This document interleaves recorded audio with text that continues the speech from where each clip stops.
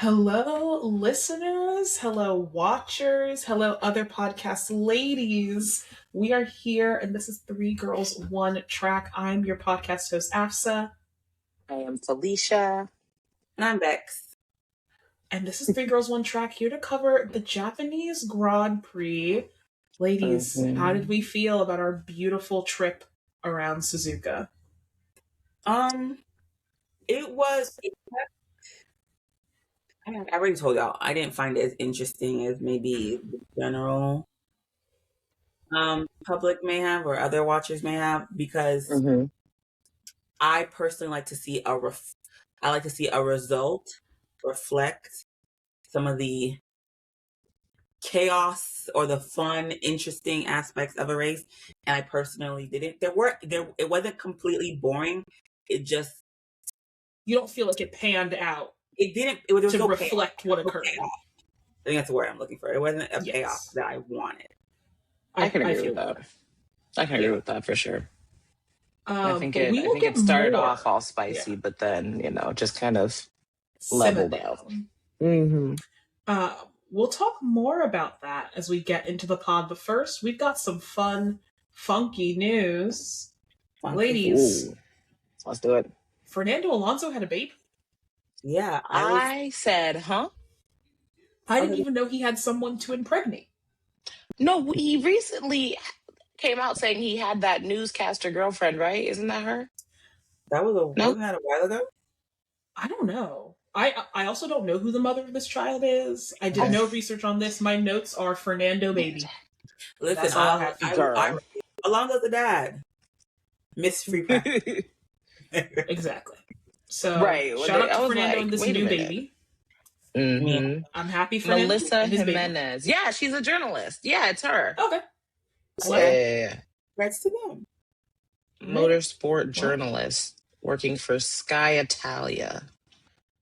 Oh yes. No, we did talk. We did briefly talk about this. That's the one I thought was a while ago, but maybe they've just been together this whole time. I think they've just been together this whole time. Yeah. Okay. Dang. Okay, well, shout out to their baby. We all snapped for the baby. Love baby. For the baby.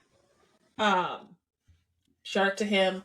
Our next piece of related news is we wanted to talk a little bit about the Aston Martin situation and the Audi situation. Listeners, if you listened to our last podcast, you heard us spend a little bit of time being very confused over whether Adrian Newey was the Aston Martin team principal. And thankfully, listeners, we were not alone in our confusion, because it doesn't seem that Aston Martin knows whether he's their team principal or not either. Reports came out originally that Adrian Newey was stepping down as Aston Martin team principal to be replaced by Jonathan Wheatley of Red Bull lawyer fame turned Audi team principal. Yes. Then it came out Aston Martin was like, we're not firing Adrian Newey. Then it came out that they were firing Adrian Newey. Then Jonathan Wheatley stepped down from Audi for personal reasons. Read, Mattia Binotto is a bitch. And then Aston Martin did more corporate lingo, fake explanations that Adrian Newey isn't a traditional team principal. He's not like other girls. And that he was still on the team with a technical team and backing and da-da-da-da-da. I see he's our team principal anywhere in that state. To be honest, it seemed like they hadn't finalized the principal swapping, moving the chess pieces, moving around, and then they got caught, and it was just like, oh yeah, and it just gave out like word vomit because they didn't. Because the thing that also is confusing to me, because I don't actually remember the exact rules around it, and it's clearly not like the way it is for other technical employees. There's this thing of like gardening leave, right? Where it's like they have to go off and like spend time away. But we've seen that that's not true for team principals, because Lauren Mecky's immediately hop ship. But maybe it's because he worked for the same company. I don't know how the whole gardening leave rules of F1 go. But could Jonathan Wheatley even have immediately become Aston Martin team principal? Like that, if team principals don't have gardening leave, I think that's really strange. I think it never happened. Never. I don't think that. There's I don't know. probably like loopholes in there some way, shape, or form. Yeah. My Rolodex of information starts, more I recently. mean, But Wheatley yeah. is a lawyer, isn't he? He probably would be able to find the loophole in his contract if he Well, did. I don't think he's actually a lawyer. People called him Red Bull's lawyer because he was the one who would always go Oh, I to thought the he was FIA actually meetings. a lawyer. I don't think he's actually a lawyer. I think that he's the Child. guy who would go with Max to the FIA meetings where they were trying to give Max the 1-2, and Jonathan would go, "How about the 3-4?" And all of a sudden, Max wouldn't have a penalty. So I think we call him Red Bull's lawyer. That's that reason. wild. I thought he was an actual lawyer. I do not think he has his JD. So, I don't think he does. huh? Is it a JD in England? I don't I know. don't think it's a what JD. it is. What is it? The solicitor's I don't care license? I don't care what the Isn't that what British they call them? Solicitors? I don't concern myself with the goings-ons of the British. Girl. But also, speaking of somebody who also does not concern themselves with the goings-on of the British, we have to talk about the Max Verstappen interview debacle that occurred this weekend as well. So, for context, listeners, viewers, and ladies, at the Abu Dhabi 2025 Grand Prix, after Max had lost the championship by 2 points, there was this British reporter, I'm sure you remember because I'm pretty sure we talked about it, who basically was like, well, do you think that if you hadn't been irrational at the Spanish GP, you would have won the championship? Max obviously did not appreciate that question. But once again, I'll stand behind my canceled wife any day of the week. I also would not have appreciated that question because Max didn't lose the championship over Spain. He lost the championship because Red Bull had a bad car that year. Like, the car was bad. That's like saying that he lost because of Kimi Antonelli hitting him. That's not why they lost the championship. I mean, technically it is. It's 2 points. But it's not really. But it is. Like, that's like being like, oh, he also, like, you can point to any of those little things. But it is. But it's not. It is, because if he had had some sense at the Spanish GP, he would have had enough points. That's not, like, how it truly is. Like, I don't think that legitimizes it then. I think if you're minimizing, I think you're saying that it minimizes it because that's your boy. And I get that. Your boy. No, let's keep it a buck. I said, let's keep it a buck. Switch it, make it Lando, and then talk to me. And you know what? I'll switch it. Bex, do you blame Lewis losing the championship on him not turning the magic off at Baku? Yes, I do. And that's crazy. And that's crazy. And that's crazy. And then I wouldn't be sitting up here heartbroken 4 years later over some stupid thing. What did you do? Magic on. He wouldn't be here. Please. Why did you do this? You know what? This just shows that me and Bex are fundamentally different people. Because I don't think that's why Lewis lost the championship. I do. Blame him. If he had... okay. Anyway, moving on from whether Max was in the right to be mad she at Abu Dhabi. Why you do this? I'm sorry. This interviewer showed up to... not the camera off. Okay, listeners, viewers can see this, but Bex has opted to leave the room, I guess. Bex has left the chat. I just had to process for a minute off the camera. I'll be back. Okay. Well, to give context to the situation that's now going on, Max was holding an interview Q&A press session critically at Red Bull Hospitality. Yes. This interviewer is there. Max sees that this interviewer is there and goes, I'm not answering any questions until that man's out this room. And they were like, huh? And Max is like, him, right there? Yeah. Stupid question guy? He can leave. And then I'll start the press. And Max sat there and was like, I don't need to give press. I can hold off on press until this man gets out this room. Is he the one that when Max was like, oh, you ask stupid questions, you get stupid answers? Is that the guy? Yes. I believe so. And so he was just like, get out. And so obviously the guy left, and then he continued the press. There have been a lot of reactions to this. FIA, I think the FIA might have said something. I don't really remember. Ultimately, my reaction Max is... loves to piss off the FIA. My reaction is, this is my hospitality.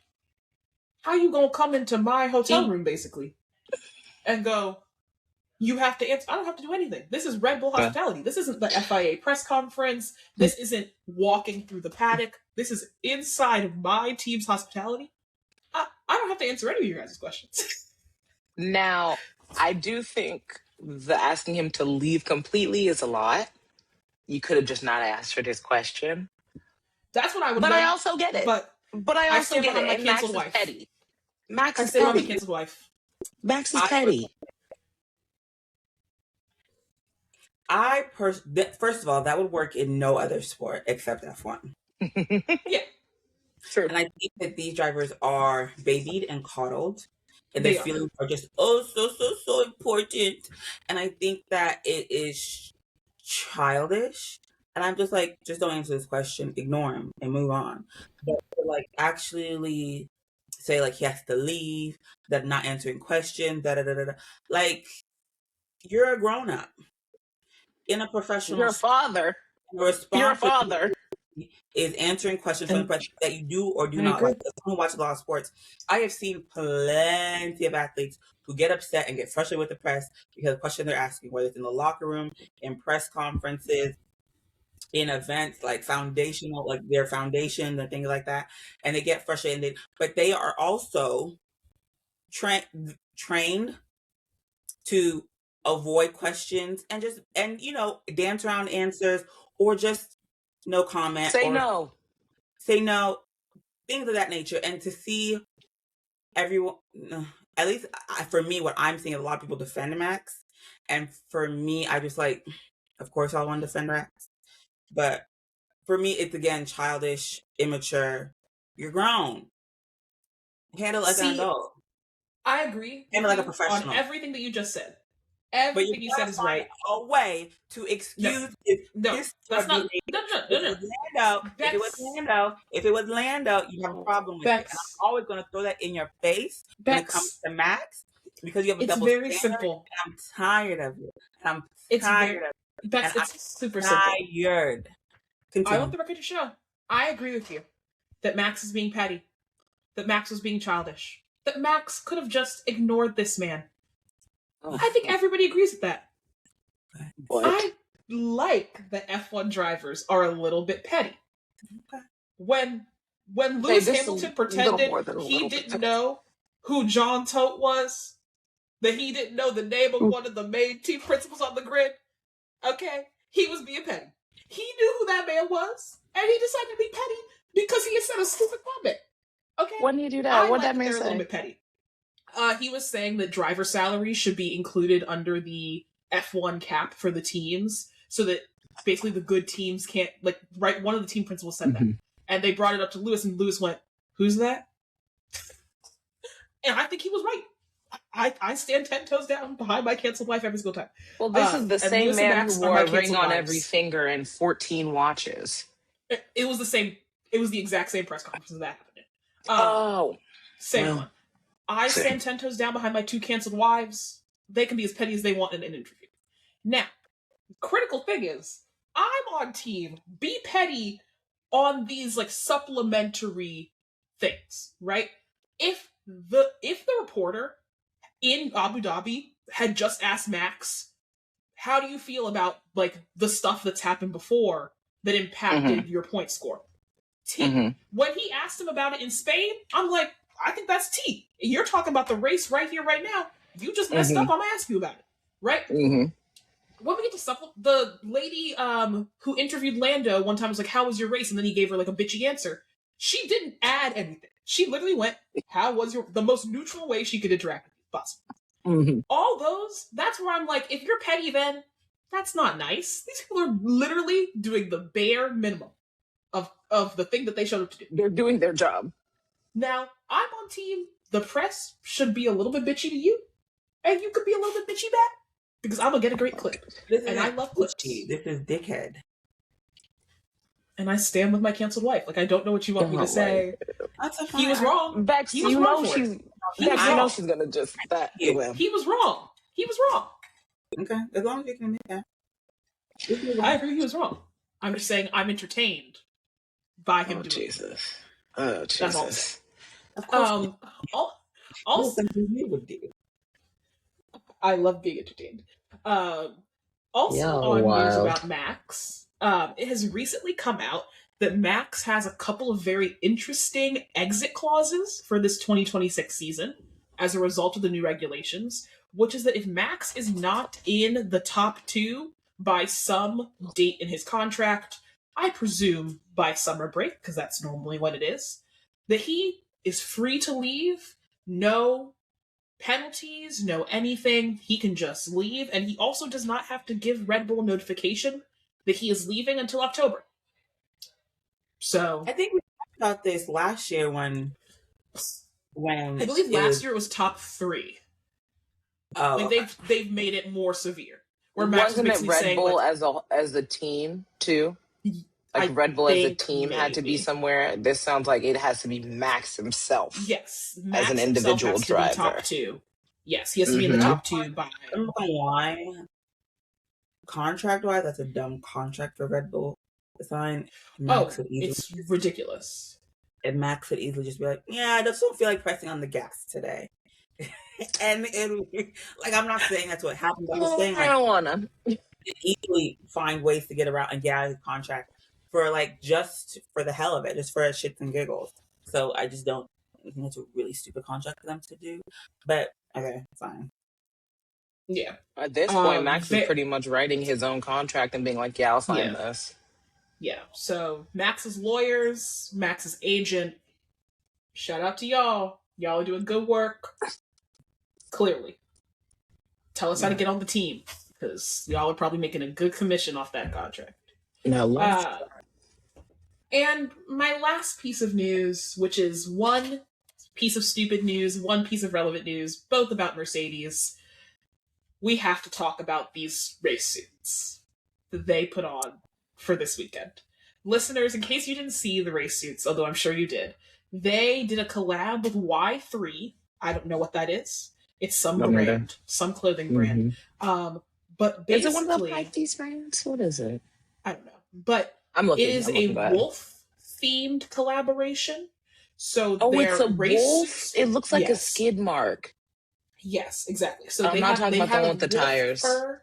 They have like wolf fur, at least is what it looks like. I think there's a wolf snout on their shoes, maybe. It looked bad. Because you couldn't tell it was a wolf, and it kind of looked like they were doing a little bit of like the inside you there are two wolves meme a little bit, which would have been really funny if they had actually done that, but they didn't. They tried to take it seriously, and it didn't work because it's not good. Oh, it's like a Japanese brand collab with Adidas. Okay. I'm always down for creative, fun things entering F1. F1, it just needs a little bit more liveliness. I don't think this is the correct avenue, or at least the correct design. I think it's interesting partnering with like local artists or local brands for each Grand Prix. I think that's actually something I wouldn't mind seeing, really cool. More teams do. However, the design itself kind of missed the mark, but I don't want this to stop them from doing it again. Next time. Try again. Yeah. Maybe even give the same designer another chance. Just give him a little bit more. Yeah, I mean, listen, you tried. Cute. Keep trying. But yeah, like I like that they were at least willing to collab with a local artist designer. Mm-hmm. I do like that. I think they do. I definitely think they should do do more of that. I think they just should have done. They missed the mark. That's all. They should have done that's for damn sure.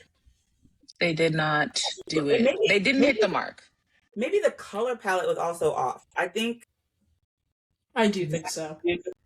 Kind of threw it off a little bit and helped just not make it as visually appealing. Yeah. Mm-hmm. Not ideal.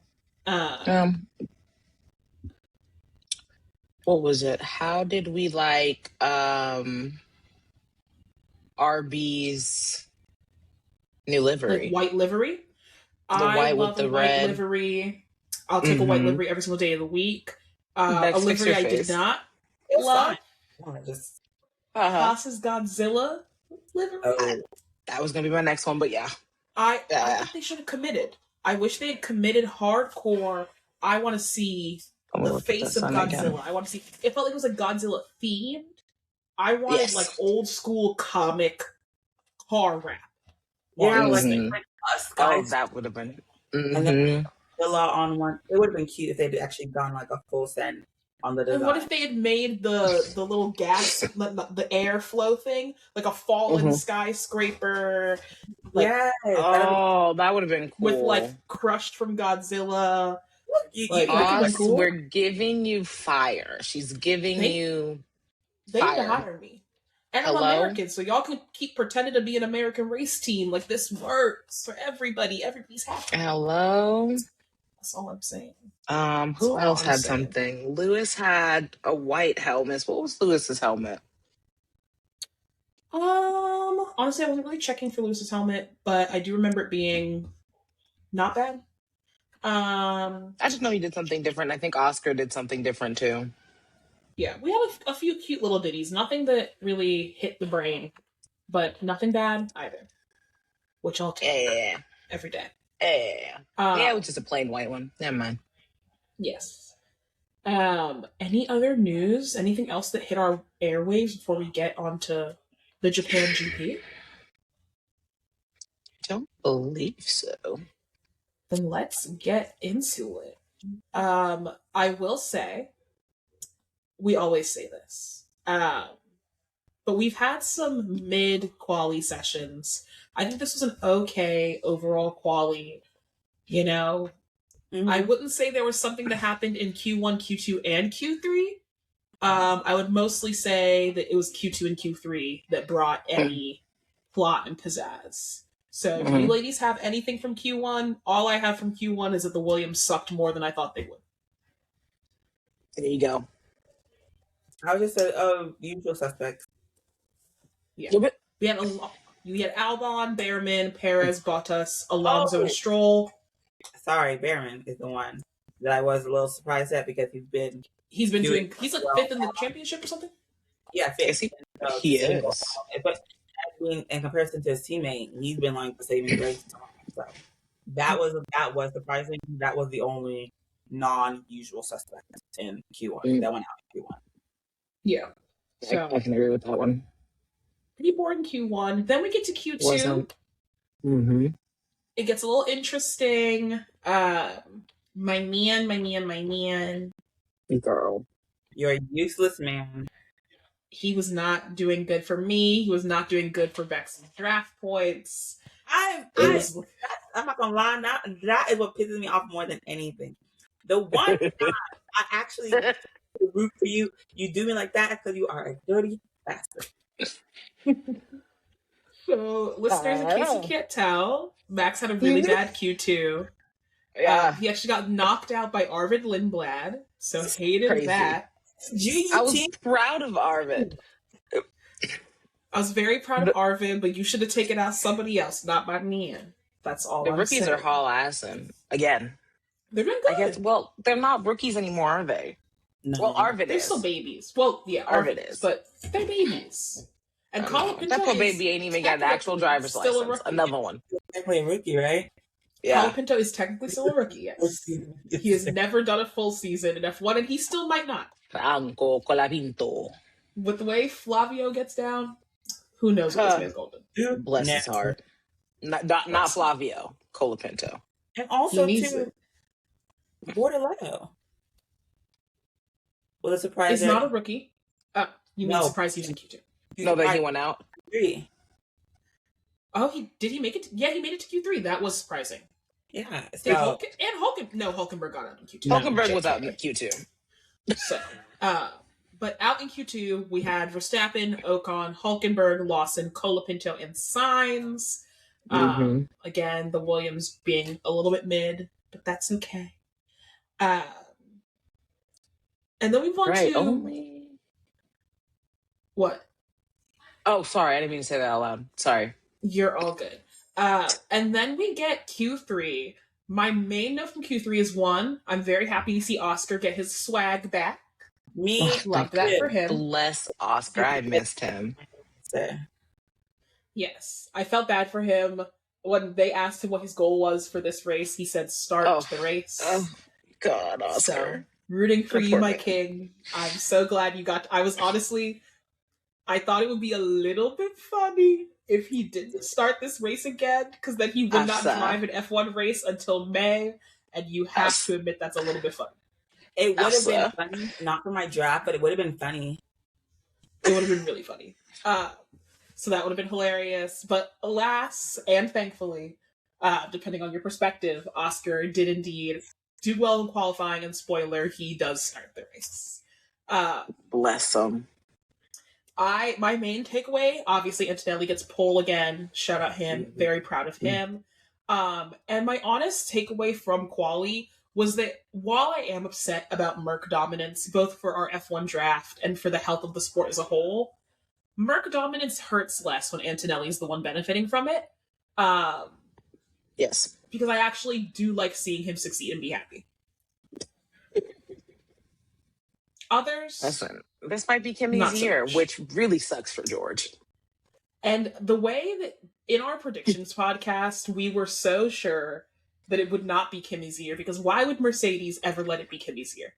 But it seems that fate wants it to be Kimmy's year with how this race. Listen. So when I was watching I think this was during qualifying. I guess it pertains to the race. I had a thought.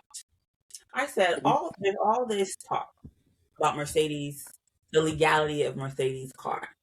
Mm-hmm. Which is the thing I forgot to talk about in news. I'll get to that in a second. But a lot of people are anticipating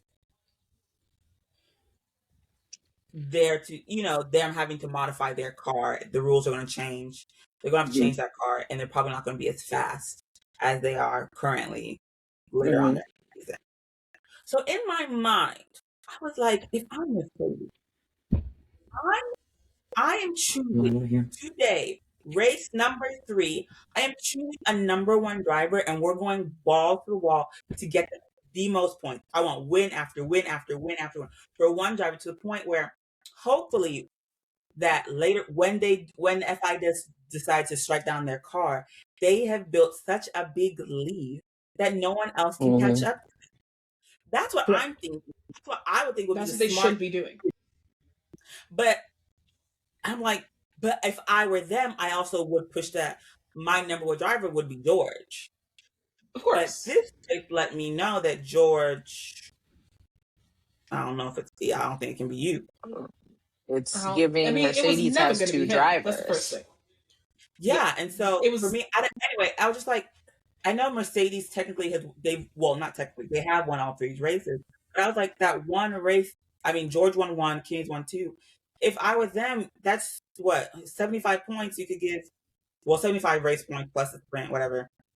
You could give just one singular driver, and you could be right. Yes. I think your explanation has extreme merit, because Mercedes knows the FIA is going to strike down their engine. The FIA told them, you have the first half of the year.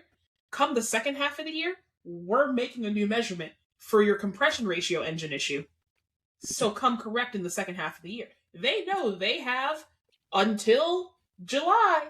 Now you have 30 minutes? 30 minutes? So if you're going to sit here and have George and Kimmy taking points off each other, Exactly. and then you show up, and next thing you know, maybe that Red Bull engine's looking real good, and you get the same thing McLaren got last year. McLaren also thought people were out of the race, people were, back foot, blah, blah, blah, blah, blah. Next thing you know, Lewis Hamilton 8th World Championship. Hopefully. I would be excited. Fingers crossed. That's all I'm saying. Now, I'm just saying, I love you down. I don't see it as Red Bull being the one to pop through in the second half. I don't. Nobody did last year. Nobody did last year. Yeah, like George won the sprint as well. I was just trying to make sure. Like, those are points of taking off of each other. They could be at what? 75 plus 8. Lord knows what that is. 83? 75 plus 8, 83. Ooh, look at me. I didn't go to math school, but I guess I know something. Flex. You didn't But go yeah, to that could math be- school. Girl, leave her alone. We don't need to fight about Beck's ability to do basic addition on the podcast, okay? Listen, She your did a mom good spent job. too much money on your education for you to be talking like that. Anyway, I agree with you completely, Bex. This is ridiculous. But Mercedes is ridiculous. And I think we all knew, including Toto, that George isn't that guy. And that's why they gave him a 1+1. If Mercedes was actually confident in George to be a team leader, a true franchise boy, you don't give your franchise boy a 1+1 because there are conditions on the +1. That's the whole point of a 1+1, which is you're telling George, beat Kimmy handily this year, or you don't get an extension on your contract. Yes, correct. Also, I don't know if we discussed this. Does Kimmy Antonelli have a 1+1? I don't think so. What is Kimmy's contract situation? What's Kimmy's contract? Hold maybe on, Kimmy has a 1+1. If Kimmy also has a 1+1, I think that's crazy. Let's do some research. But I think it's a little. I don't think that he is a. That's interesting. I'm seeing until the end of 2029. Mm-hmm. For Kimmy, He has a multi-year deal, and the deal may last through 2020. I don't think they have the actual like. Yeah, they didn't. They pulled like a Charles Leclerc where it's like multi-year, and then they don't say the nets. But it's damn. They did George they told George is you're right now, and you better make the most of it. They're Bottasing him. They're doing him like Bottas. Damn, not Bottas. Which is very interesting, considering he's supposedly the number 1 driver. But we'll get into how Mr. Number 1 driver did during the race. Is in the eldest. That's about it. That's the seniority he has. Just because of experience. I mean, yes, of course. Not necessarily. Because Antonelli is literally a child. They're doing literal child labor. The man just got an actual driver's license. And then immediately, did he crash his car? He was going 150 miles kph or something? I think he crashed. Kimmy, baby. Well, at least he's not the least driving experienced. What's his name doesn't have a license at all. Yeah. Arva doesn't have a license, so. Lindblad, yep. That clip of Max finding out is hilarious. That was very funny. But we can start actual race T once again. Mm-hmm. Shout out Oscar Piastri for starting a race. Badass. So proud of you. So proud of you. And he started well. And he started very well. Aside from how well Oscar and the Ferraris started. They did very good. My main note from the start is I understand that they're doing this whole pre-start thing because of all the teams except for Mercedes complaining. Sorry, except for Ferrari complaining. Mm-hmm. I just want to see what the start would look like without this little pre-start. I think they should have given it one race to see what it looked like for my own benefit. Wouldn't their takeoff be just really, really slow? Yeah, I want to see what happens. Girl. I want to see the Ferraris both go, and I want to see everybody else stutter and stop. I said, I would also like to send a big congratulations to my man Max Verstappen for not losing a bunch of places on the start. First race that's happened. Shout out Max. But besides that, Oscar, the Ferraris, great race start. Oscar swoops around both the Mercedes, gets his race lead. Oscar said, y'all thought you forgot about me. Exactly. Oscar got tired of not racing. Love that for him. Once again, Ferrari the only team with both of their people having it together, except for Mercedes. But, I would hope they both in my head, Oscar was laughing maniacally as he went around. I think that's what I always wonder. They're so focused, so I'm sure that he's not doing that. But also, I feel like I would have a little chuckle. You know what I mean? Or a little oh. I feel like he kind of got a kick out of that one, I mean, it was a great overtake, very speedy. Yeah. Being dropped from 1 to what was it, 6?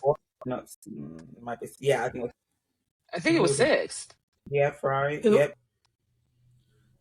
Sorry, what? Yeah, because it was Charles, Lewis, Oscar, Lando, and George in front of him. Yeah. So to see him drop to 6, I thought his race was. I'm not gonna lie. I was like, this is gonna be bad, but I was just like, oh, but he had the fastest car on the grid. So yes, yeah, I think. It is also worth noting that the race started 10 minutes late, due to a crash. It was due to a crash during a support series. What do I call it? Situation. I don't know if you've seen the crash. It was crazy. Very, very crazy. No, what happened though? I think it was. And what was the support series? What do you mean by support series? I don't know anything about this. Support series are I know about all the crash, of the but not the series. Yes. Support series are all of the races that happen before F1's race. So like F2, F3, F1 Academy, Porsche also raced, and it's the Porsche race that I'm talking about. Basically, these cars, almost like, very similar to how an F1 crash would happen, right? They hit up us on the sides of each other. A la Max Monza, one guy's wheel gets tilted up. They're in Porsche full cars though, so it doesn't really matter from like a on your head perspective. But the car basically tilts up completely, goes over the catch fence, and flips down an escape road between like grandstands of fans. I'm gonna find this video for you on Twitter. It's insane. It was crazy. You know what it's giving, but crazier? Zhou. Yes. Remember Zhou's crash? It is like if Zhou went over the catch fence. Damn. And like kept flying. It was Jesus. wild. And you said this is a Porsche series, so are these like just regular Porsches, like souped up Porsches? These are like full stock cars. Like racing Porsches. These are racing Porsches. Okay. Like these are like, they look like stock cars, like NASCAR cars, but they're Porsche. Specifically, all of them are Porsche. So there's a little more built-in protection than just a regular car. Yes. Oh my gosh. Yes. There's more. Okay. That's what. Okay. Because that's crazy. Jesus Christ. Yeah, there was a lot going on there. But what was I gonna say? We get really good race starts. Obviously, I love what Ferrari does. I love what Oscar does. Don't really care what Kimi and George do at this point because I'm actively rooting for their downfall. My main note from the first little bit where we see George trying to make up places, we see Oscar maintaining, we see everybody basically trying to scrap it out for these top 6 places. I do not want to live in an F1 world where we are relying on Charles Leclerc never going to therapy and George Russell's constant cosmic affinity for being cucked by other people who race against him to make races good. Okay? We cannot rely on Charles being crazy. What the hell did you just say? You heard me. What? You heard me. You heard me. Okay. I didn't understand what you said. What the heck is that? First of all, what's wrong with Charles? Nothing's wrong with Charles. Nothing's wrong with Charles. He's just a psychopath. Every man in this sport should be in therapy. Yes. Let's clock that, okay? 2, we all know that Charles is a crazy man on this track. That's been acknowledged. We all know that. Okay? On this track or period? No comment. On this track at least. Okay? His psychopathy is great for racing. Psychopathy? We cannot rely on Charles Leclerc's antics to carry Formula 1 racing. It's not fair to put all of that on one man. No one man needs that responsibility. And he already has a wife. He doesn't need more on his plate. Exactly. In his fairness, he is not carrying all the responsibility for the entertainment. Because the other half of the entertainment is George's strange affinity for consistently being cucked by either teammate Oscar Piastri or Charles Leclerc, depending on the moment in the race and the time of day. We can't rely on his unnatural affinity for losing. What is wrong with you? He has an unnatural affinity for losing. We can't rely on that. That's not what a racing series. One guy can't be the punching bag for fate to keep the race exciting. That's not good sports. I can't even respond. I've yet to hear anybody disagree with me that that's what happens to George during these races. Girl, you... okay. Max, fix your face. I don't know. Also, I've said it before on this podcast. I will repeat it again. I have no issue with cucks. I respect them a lot. I love them. They're my people. I respect them. However, I don't think that George enjoys getting cucked. I don't think it makes him a good racer because I don't think he's into it. Okay? Therefore, he needs to work on it. I'll never know what's going to come out of your mouth when you open it. And my God, my dear sweet child. Dear sweet child. Bless That's all I'm saying. I'm saying that we need other people to contribute to the races. Okay. Somebody else needs to contribute to the excitement of the race. We lost Bex again. Listen, that's fine. Bex can go recover from what I just said. I need a minute. He can recover from what I said. Here's a question I'll pose for my fellow podcast hosts. Yeah. What interesting thing happened in this race that did not in some way tie back to something befalling George Russell that hurt him or Charles Leclerc's antics on the track? Oh, I know. And there's only one answer I can think. Huh? Ollie Bearman. And wait, what was the outcome of what happened to Ollie Bearman? Whatever. Exactly my point. We are relying on George Russell's bad luck and Charles driving to carry the sport, and I can't live that way. There needs to be something else going on. Bex, do not pout. Bex, stop pouting. Yes. Lando. What did Lando do? Lewis. He overtook Lewis. Okay. Ha! Okay. Shout out. That was really entertaining. Oscar finished a race. Love that for him. I was so entertained. He started and finished a race. Now, the only answer you guys could have given, because it's literally the only important thing that happened this race that didn't in some way involve befalling George with a bad luck or Charles, which is whatever the hell Arvid Lindblad and Isaac Hodger were getting up to on this racetrack. What? I don't even know because they literally never showed it. All we saw was Lindblad getting a black and white flag for moving under braking, and us generally hearing from the commentators oh yeah, Hodger's cursing out Lindblad on the radio. But they never really showed us what happened. I still have no clue what happened. I'd have to go look at their onboards. But from what Twitter was telling me, it seems like he was just whooping around, and Hodger was going crazy on that man on the radio. I heard people say he was complaining on the radio a lot about Lindblad. Yeah, that's all I heard is that he was going off on him on the radio, but I stand 10 toes down again with whatever the two of them were doing. It could have been entertaining, but they never showed it to us, so I couldn't be entertained by it. But Bex, as you notably pointed out, Ollie Bearman had a 50G crash this race. It was so crazy to see him.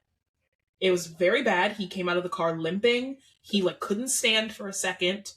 He is okay. Apparently just had a knee contusion. Happy for him that he just had a knee contusion out of it. But worth noting, because it's going to be the main thing that we talk about for the rest of the pod, I imagine, is that this crash was a direct result of these ridiculous battery regulations. Because Franco Colapinto was battery recharging and slowing down in front of Ollie, because that's what you need to do now in order to have any hope of being fast going in after a corner. And Ollie was behind him with a way higher battery, Too much battery power. He was deploying his, right? Ollie was deploying his, And and Franco was charging because Franco had a super high differential. And so I'm looking at the speeds right now. Colapinto was going 170 kph. Ollie was going 262 kph going into there. So about 100 kph differential. So Ollie had to take avoiding action and then ended up going into the grass, crashing into the barriers. Very bad crash. And very unfortunate. Bex, what are your thoughts on this? Because I think this is bad. Both for Ollie, obviously. Thankfully, he's okay. But also, it's what we all said was going to happen as a result of the battery situation. It is, and it seems as though it's unfortunate that it kind of took such a dangerous crash for it to come. Mm-hmm.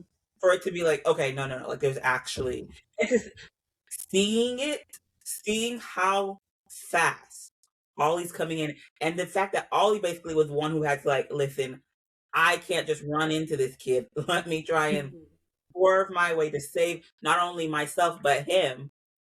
And seeing it is, I think, unfortunately, the best thing for the drivers, because it shows the FIA, like, look at it. This cannot happen. The sport is dangerous enough. There's enough risks in it. Just the crazy speed that they go. Adding this deploy, and to be honest, I still I get it. Like, basically, like, they're harvesting energy to, like, deploy it for what would technically be like the, what do they call it? I want to call it DTS, not overtake, boost, da. What did we call it last year? It was not DPS, not DRS. DRS. Girl, I don't know what I was saying. DPS, but like, I understand it. It just doesn't seem to be in practice. It doesn't seem to be practical. It's just like, it just can't continue on. Someone is going to get seriously injured. Yeah. Okay, I need y'all to explain, because y'all saw I was gone, so I missed what just happened. What were you talking about? We're talking about Oliver Bierman's crash. And figured it out. Please don't fight. We're talking about Oliver Bierman's crash, the fact that it was due to Colapinto harvesting while Ollie was deploying. A little bit on battery deployment. Harvesting battery energy. Oh. The whole battery thing. A little bit on their battery harvesting and deployment, because I think it's a little bit interesting. Fernando Alonso and Charles Leclerc and Lando Norris have done a little bit of talking about the exacts of the battery.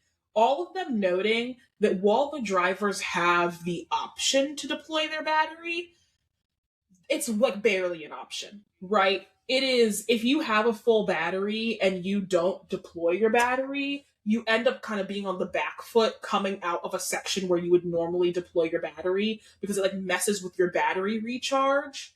And so Alonso was talking about the fact that oftentimes overtaking isn't really a choice. All these times where we're seeing them overtake and we're like, why are you doing that? And like, this guy's going to just overtake you again. It is often a choice of like, well, if I deploy my battery at all, I'm going to be going so much faster than this guy in front of me that if I do not overtake him, I will crash into him. So I have to overtake him. Or I could choose to not deploy my battery, and then I will be screwed because it will mess with the algorithm that determines how my battery gets deployed in the first place and how much energy I should be deploying. Which is the other thing about Charles, which is oftentimes these like weird timing speed things that we're seeing from him in qualifying is because the battery deployment is not down necessarily directly to the pit wall or directly to the driver. They have an algorithm that, based on your lap and what's going on, determines how much battery should be getting deployed when you try to deploy your battery. So when you do these things that are you driving the car on the edge, whether it be like going to the gravel a little bit, or like the car twitching or having to correct, those mess with the algorithm's interpretation of your lap, and therefore you will incorrectly deploy your battery. So that's the other thing is, one, it's penalizing drivers for driving on the edge. Yeah. So if you are a Charles Leclerc, Max Verstappen, Lewis Hamilton, this is your worst nightmare. But also, I feel like that hit, based on what you're saying, I feel like that hit Charles a lot during quali this race. Yes. But they're also having deployment issues of exactly what we saw with Ollie, with Colapinto, where it's like, if I have a full battery and I'm deploying, and you have half a battery and you're deploying, maybe I'm hitting you. Or I'm crashing out, and I'm skipping you. Like, it's an unfortunate and was always going to happen crash that thankfully Ollie is okay.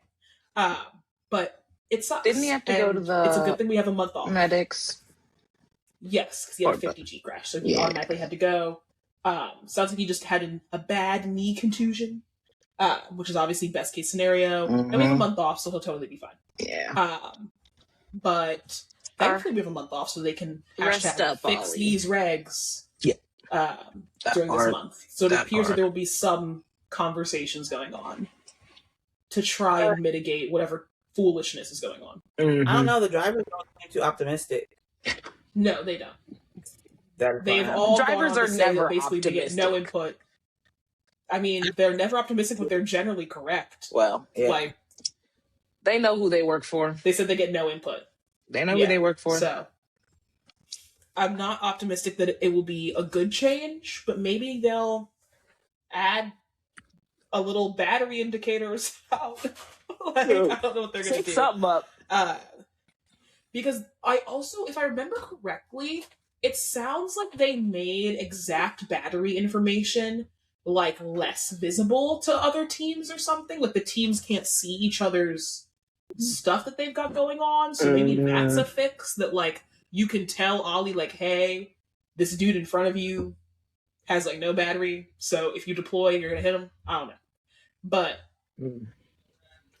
we'll see. It's bad. It's bad racing. It's not fun. And I mean, it's new I don't wanna see regulations. crashes Everyone's just trying to because you're figure trying not to stuff hit out. somebody. Yeah. But my last point also about the regulations, and I think it gets us towards the end of the race after the safety car. We get a safety car for Ollie's crash, Obvi. And unfortunately for George, once again, as George has horrible luck, George had pitted the lap that Ollie crashed. And so the safety car came out immediately after he left the pit lane. Or Georgie Porgy. Yes. And so Lewis and Antonelli both benefit from this. They both get to have some free pit stops under the safety car. And this leaves Antonelli out in front. Oscar had inherited the race lead from George, but with Antonelli getting the free pit stop, Antonelli ends up in front. And then things sort of settle in as they go. As mentioned earlier on in the podcast, Antonelli ends up winning. Oscar gets second, and Charles clinches it for third. I believe George came in fourth, Norris ended up taking fifth, and Lewis ended up taking sixth. The very funny thing I thought about the restart was, one, George's radio to his race engineer trying to figure out if Kimi was going to restart at the part on the track that they had trained Kimi to, which I thought was very funny, to try and get your race engineer to read Kimi Antonelli's mind and how obedient to his training Kimi Antonelli was going to be. God. You know what? Points for effort. Points for throwing it at the wall and see what'll stick. He tried. He tried. But even funnier is we see that George at this restart has some weird power loss that allows both Lewis and Charles to get by him. And it has come out that this power loss was a result of George trying to hit two buttons at once on his steering wheel. And his car took a screenshot, basically, and sputtered out and lost power. Now, I don't know if you guys know this. I don't know if you guys know this. F1 drivers often press multiple buttons at a time on their steering wheel. So if that's an issue that persists, I don't know what he's something gonna on do. there. Well, I mean, which Something's two buttons was it? Let me see. Let me see if I can find it out. Got on the podium. Beck, say that one more time for me. I said, I wonder if without that incident he would have gotten on the podium. I think so. Possibly. It's definitely a possibility. Here we go. George Russell had an issue in Sunday's race where, quote, a bug in the software code triggered by a button press and a gear shift at the same time, crazy, caused the power unit to go into super clip and charge the battery. So gear shifting, that thing they have to do the entire race, and button pressing, that the other thing they have to do the entire caused it to charge the battery and clipped. I mean, that's what happens when you do them at the same because time. Because of the software code, notably. Yeah. Even for the stupidest mistake, he still got what, fourth? Yeah. Yes. Yeah, Norris and Lewis are behind him. So, I mean, not too bad. It's not bad. It's just interesting. I think that I think it's a perfect, like, not to use the word again, screenshot of an issue that many people have with these new regulations. Is it seems that when we're having all of these, like, this thing happened and it wasn't what I wanted to do, and this issue I have with the car, when you go to find out what the answer is, it's, oh, it was a software issue. Oh, it was an algorithm issue. Oh, it was the algorithm for the battery issue. Oh, it was a bug in the... What about when the problem was that you couldn't drive? Or that you just didn't have good enough What they had to say about Kimmy's start. Kimmy just didn't hit the clutch fast enough. Now you get to George. Not George. Was it George? It was George. We're talking about George. Code? Yeah. It's I don't even like George like that, but I don't know if your race should be decided by a bug in the software code. Well, at least let it be decided by something that's racing related. A machined on wheel nut? That's real. That's racing related. I feel like we're going to get a lot more software bugs and whatnots this year. So I think that's my main gripe, is I want issues to come from things that are, like, happening in the car. Like, on the car. Yeah. What about you, Bex? You like seeing the race decided by software bugs? This one doesn't bother me. It's sort of man-made software issues. Yes. I like it. Well, isn't software man-made? I like it sometimes when, like, they'll just have, like, I guess I'd say I don't necessarily, maybe I do. I like it when sometimes the car just goes haywire and they're like, yeah, retire the car. Why? We don't know. That's fun. But the thing is, that's kind of fun when it's something so stupid as, oh yeah, there's a bug where, like, you can't do a basic function of the car for some reason. It's like, I think, honestly, what it is, I think this would have been really funny if this had happened to, like, Haas or Aston Martin. With Mercedes, it's just like, yo, get it together. No, I think I like it across the board. I love it, like, the drivers I like. But across the board, I kind of like when it goes a little helter-skelter on these people. I like a little unexplainable randomness. You want a little mystery in your racing? I personally like F1 when it's at its most chaotic. Yes, personally. We are aware, Bex. We are aware. We see you for who you are. I support you in that. We see you. I support that. As long as the chaos is not around my drivers. I respect that. I can get with that. We see you for who you are, Bex. We do. And we love you. Most of the time. Anyway. Any more race thoughts? Our next race is Miami. It's in a month, so you'll be getting some bonus content, listeners. Miami.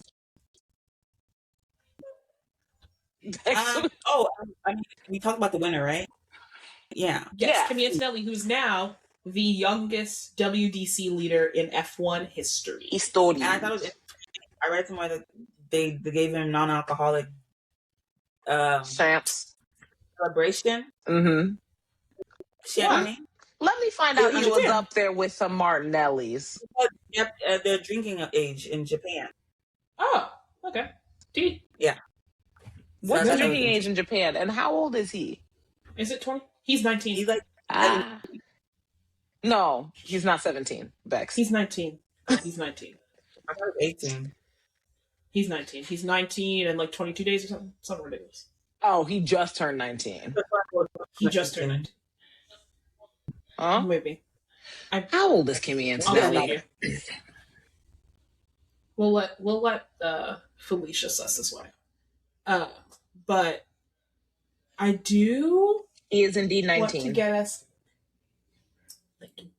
I do want to transition us into a little bit of pop culture. Now, listeners, if you are anywhere in the Bravo sphere, you would know that this week, as Joe Biden himself said, was like 15 9/11s. Okay? We have had craziness. That's what I'm quoting our dear illustrious president. That's what he said. Illustrious? Okay. Look it up. Look it up. Look it up. That's not what I'm talking about. This week, Okay. this week in Bravo sphere, specifically Summer House, has been, once again, like 15 9/11s. Dear God. We have had catastrophic news. But first, Felicia does not watch Summer House. I have Felicia, no idea do you what know you're talking anything about. Summer House? I have no clue what the fuck you're talking Great. about. I just know they put a here's bunch the of people in tea a of the house and they basic- live there, right?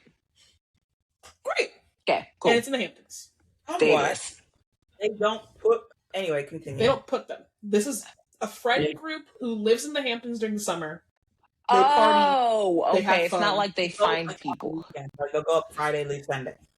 Yes, Oh. because they are all like New York business people. Heard. Okay. Oh, so they're So they're summering actually in like people, not They contestants. used to have jobs. Now none of them have like Yeah, real none of them jobs. have jobs. But But they They're used to all all have influencers. They do want to have jobs. Like Mia, actually, well, she is a realtor. Yeah, but at this point, people who have been there for a while don't have jobs. Okay. I've added a helpful little my guide to our God. discussion because we are going to be talking about Oh, my the Amanda Lanta. Petula West Wilson situationship, because that's what I'm going to call it. It's a situationship. A little bit about each of these wonderful or not so you wonderful love characters. you a display, a presentation. Make this bigger. I'll do my best. But Viewers, you can see this, but listeners, you can't see this. So this is a diagram of a few of our Summer House characters that we're going to be talking about today.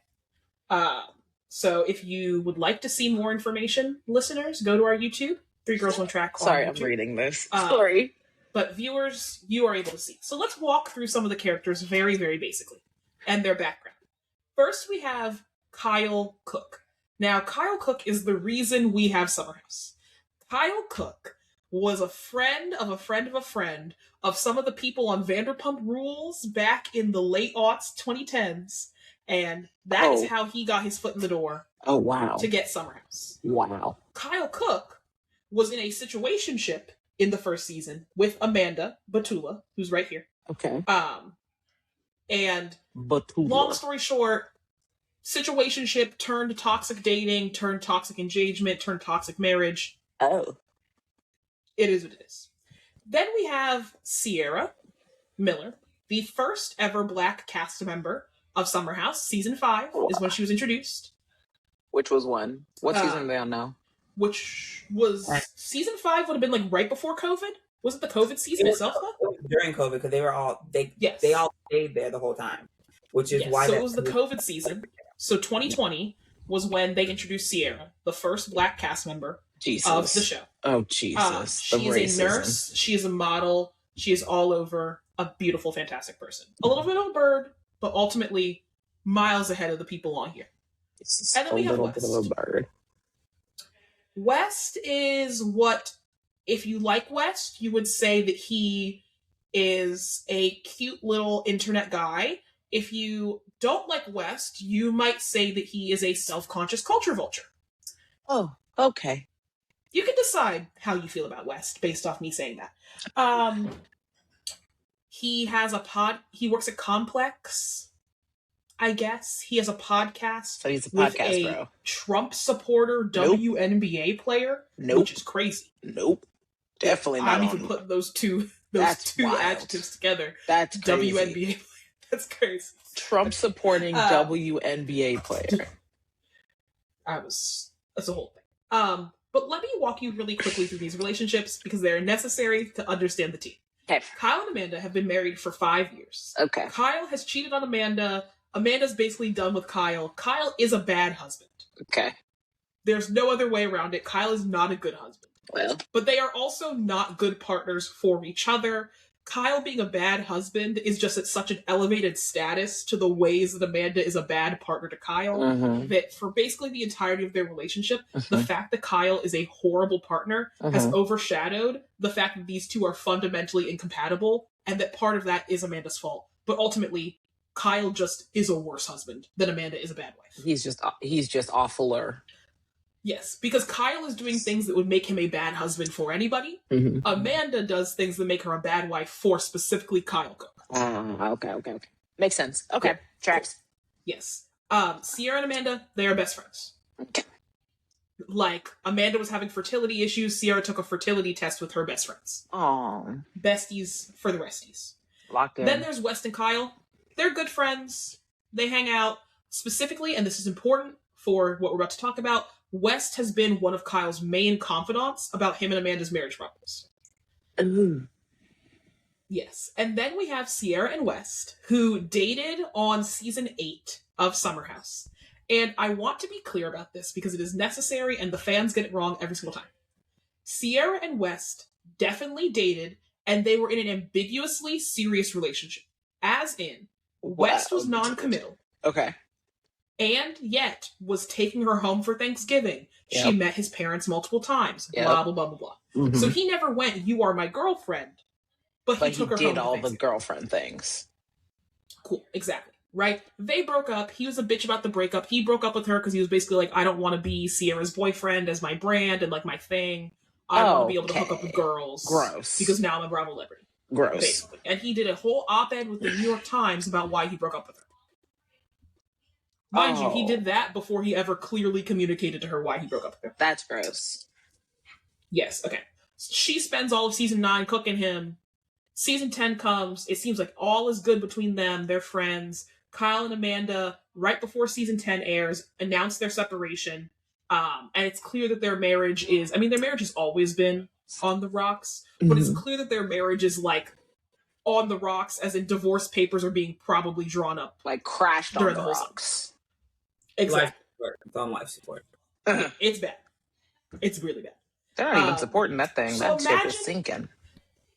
Yes. So early in like late January, all through February, there are rumors circulating around of people speculating that Amanda and West have hooked up, are spending time together, whatever. It's right after Amanda announces the separation because Amanda and Kyle have been denying that they were separated for like months. And so after they announce the separation, obviously, naturally, people go like, oh, what are they doing? What are they each doing? So the rumors start swirling, and it's right. I remember because it's right before the Super Bowl this is happening.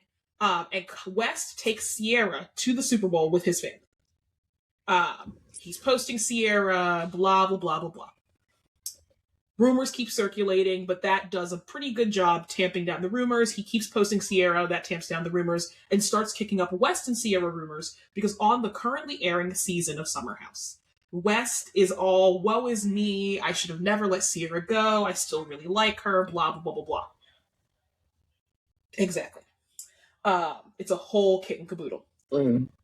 Rumors start to really ramp back up again this past week, because blind items start coming in that are a little bit more concrete about specific instances of people citing the two of them, so on and so forth, like reactions of the cast, and everyone's like, okay, it's a little bit sketchy, these are just now coming out, but like maybe something's sticking. Yesterday, in an Instagram story that broke the Bravo net, Amanda and West confirm their connection, and I'm quoting them. Connection is crazy. Via Instagram story. And obviously the internet goes crazy. Much. One, this is crazy from West, because the rumor is that he was hooking up with Sierra up until 2 weeks ago.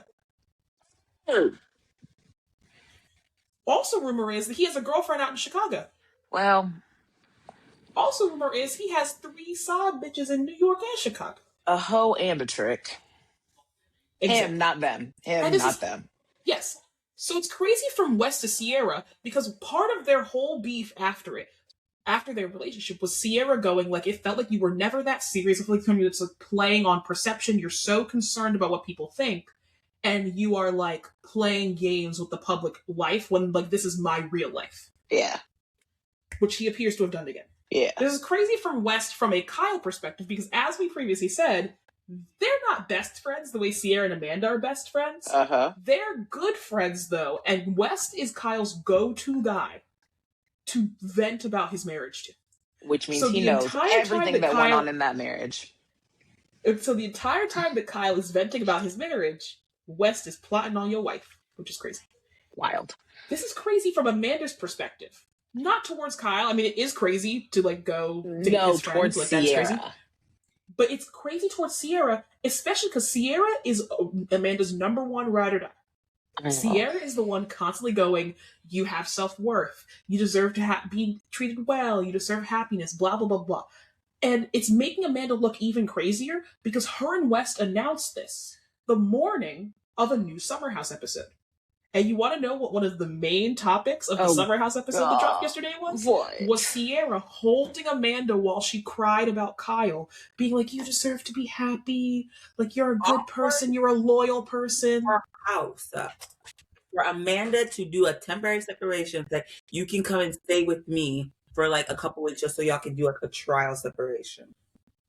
Right? I don't like this Amanda chick. I don't like her. No, she's a bird. Okay. It's crazy. It's crazy. Oh, right? It's insane because Sierra is truly a ride or die. Anyway, Sierra is truly ride or die because, mind you, Sierra and Kyle are also friends, right? Kyle, if there's one person on this cast that Kyle will defend, it's not his wife. Really? It's Sierra. Damn. Kyle don't give a damn about Amanda. So basically, in this whole situation, everyone is just not everyone, but Sierra's the one that's getting dogged out. Absolutely. That's so sad. I'm sorry, Every girl. single time. I'm so sorry, and girl. It's tragic. It is horrible. Now, thankfully, Sierra is well protected in all of this. One, the entire cast, basically, has sided with Sierra. As they should. It appears that Wes and Amanda have been unfollowed or blocked by at least 4 members of the cast. Bye, bitches. It is... And I think this is also actually really beneficial that this all happened and came out during the airing, because we get to watch in live real time all of the ways in which Amanda and West will try to back out of this aired on television, right? Because the first thing that a woman like Amanda will do is she'll go, me and Sierra weren't really that close. Yep. So this isn't as big of a betrayal. Yep. Meanwhile, Amanda, I want to say 2 or 3 weeks ago, had an interview with Marie Claire saying how Sierra was her best friend, the most loyal and close person you could possibly have. I never could have gotten through this without Sierra. Da-da-da-da-da. So now you can't backtrack that. We have footage and we have your own interview words against you, right? I think the other thing that's crazy is they blew up all of this over a situationship. Because mind you, they don't say, oh, we're committed and dating. Right, they said connection. Connection. And the other thing that's very fun is it's very you know what that's giving? We're going entanglement. Exactly. It was an entanglement. What I think is especially funny about all of this is in the hours following their Instagram story that said connection, Page 6 started putting out a couple articles being like, oh, their connection is a full-blown love affair. And I immediately went, I don't believe that. That sounds like PR spin from your camps. Well, because you guys know the only hope the two of you have is saying that this is true love. Which is not.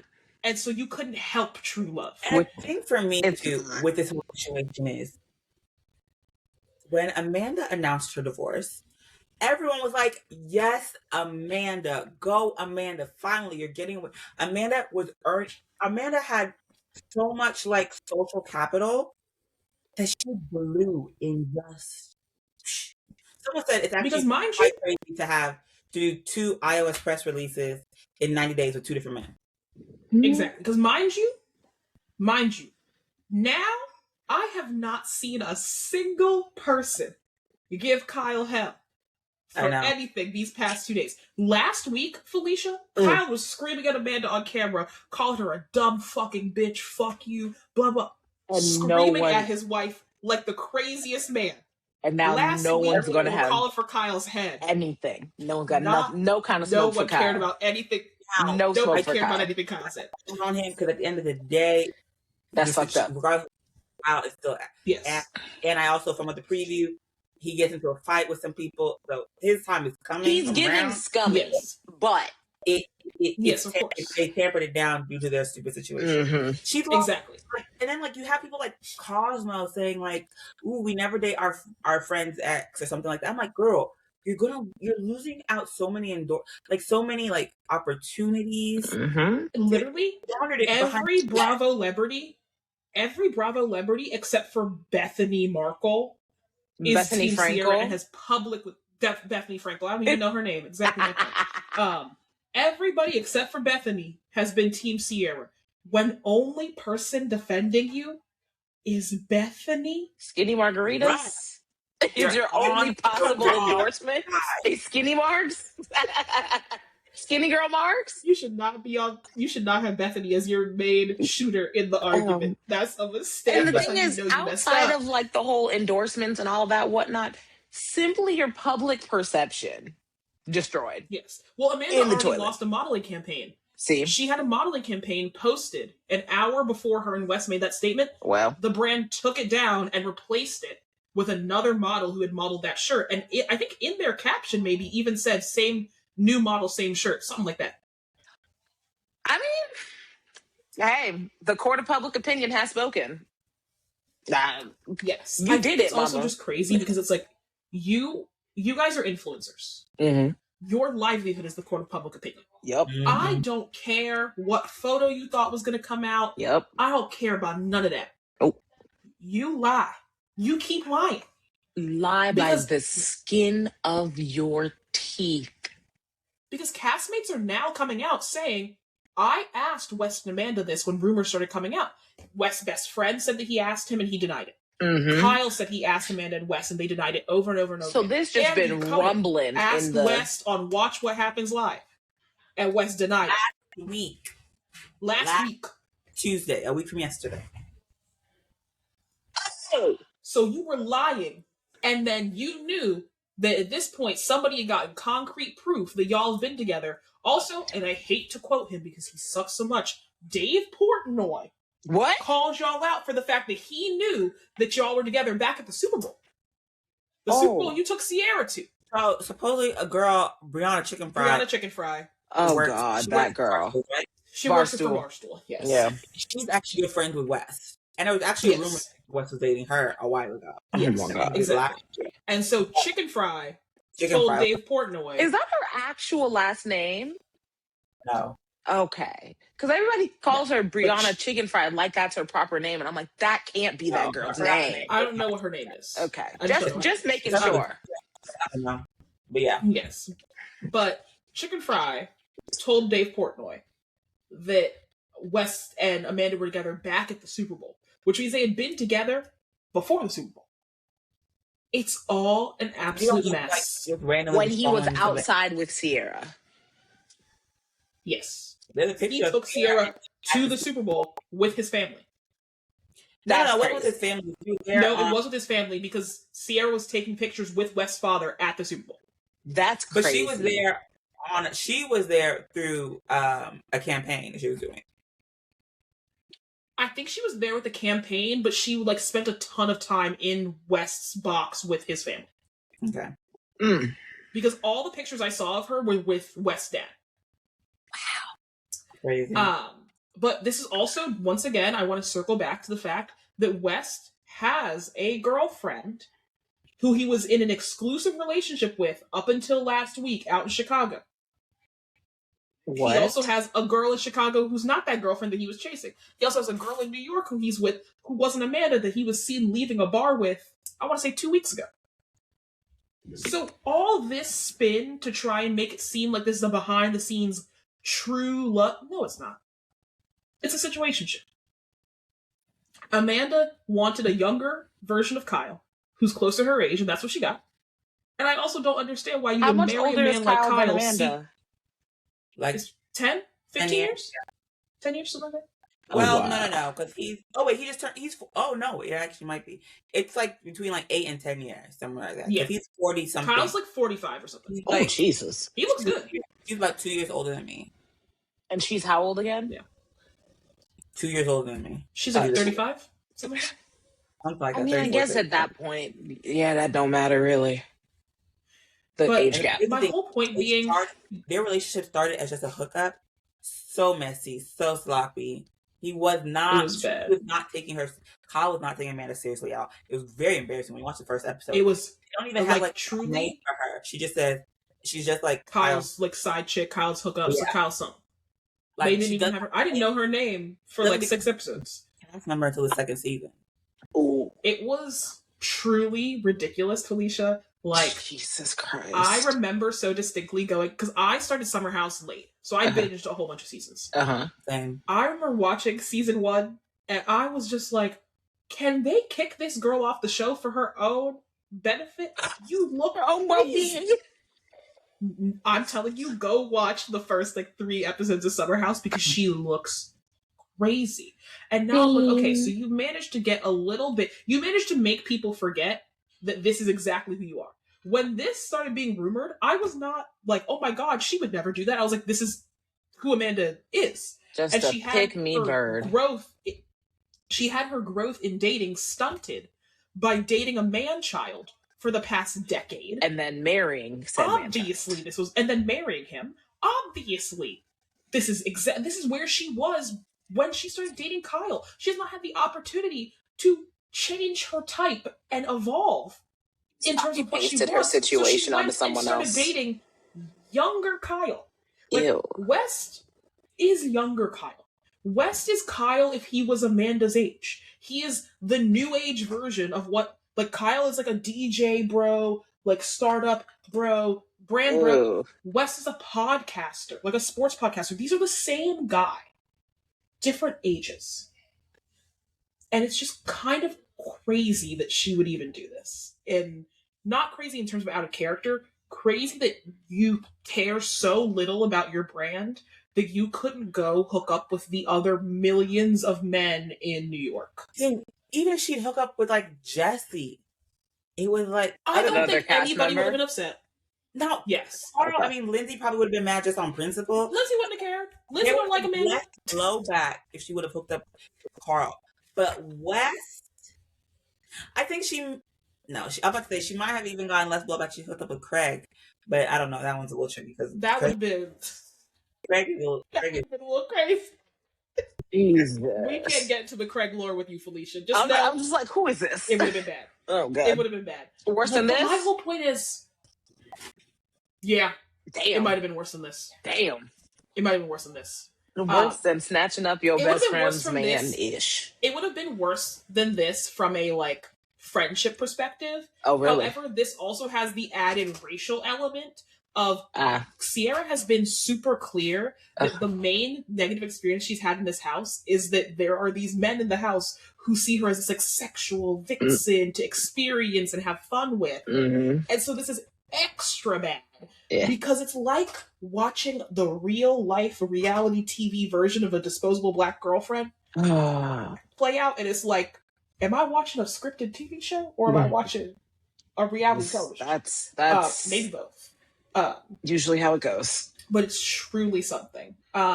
We'll keep you updated on how this plays out. It will play out well. The reunion is filming in 2 weeks, so let's see if Amanda and West's connection survives to the reunion. This entanglement. Watch as this Jada, entanglement. Jada coined for us. That was but listeners, freaking hilarious. We'll see you all in bonus content. We will not see you for a race until the weekend of May 1st. Well. So, we love you, listeners. We do not love Amanda Petula and West Wilson. No. And we love you, Sierra Miller. Yes. Always. Team Sierra over here. Of course. All right. Rate, review, subscribe. Check out our YouTube channel. Check out our Instagram. Check out our TikTok. Is there new content? Maybe, maybe not. We'll see. I'm working on it. Don't check hate everything me. out. Check everything out, listeners. Bye. Bye.